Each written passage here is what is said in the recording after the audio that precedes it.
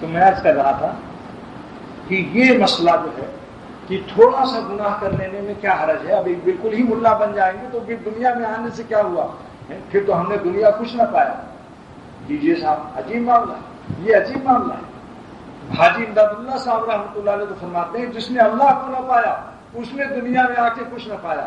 تجھی کو جو یہاں جلوہ فرما نہ دیکھا, تجھی کو جو یہاں جلوہ فرما نہ دیکھا, برابر ہے دنیا کو دیکھا نہ دیکھا. ایک اللہ والا یہ کہتا ہے, اور ایک گنہگار فطرت جس کا مزاج گناہوں کا عادی ہو چکا, وہ شیطان اس کو ڈراتا ہے کہ اگر تم بالکل ہی متقی بن گئے تو پھر زندگی کیسی رہے گی, بالکل بے کیف ہو جائے گی.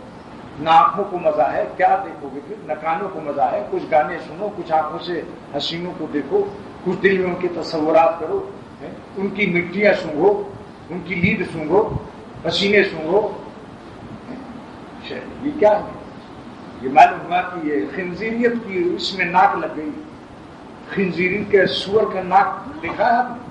آپ لوگ نہیں سمجھتے. جو لوگ گاؤں کے رہنے والے ہیں, انڈیا میں جو دیہاتوں میں رہتے تھے اور لیٹرین جن کے گھر میں نہیں تھا, جب وہ گاؤں میں جاتے تھے باہر تو چمار ہندو جو سور پالتا تھا وہ وہاں سونگتے رہتے تھے, ڈھیلے مارتے رہتے تھے بیچارے, اور پیخانہ پھرتے رہتے تھے, کیونکہ تازہ تازہ جو ہے مال اس کو زیادہ محبوب ہوتا ہے.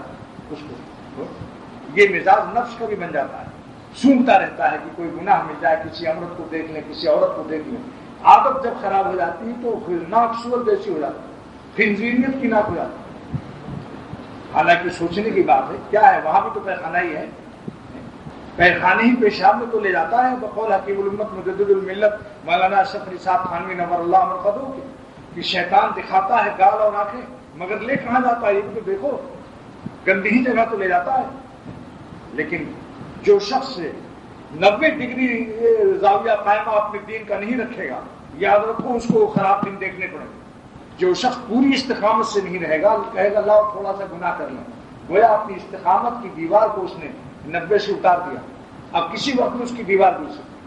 ہمیشہ پورے دن گناہوں کے دن انہیں کو دیکھنے پڑتے ہیں جو اپنی آنکھوں کی حفاظت نہیں کرتے. تھوڑا سا مزہ لینے کے لیے سوچتے ہیں لاؤ 2-4 آنا ہی اڑا لو, 2-4 آنا زہر کھا لو, اللہ کے غضب کو تھوڑا سا دیکھ لو.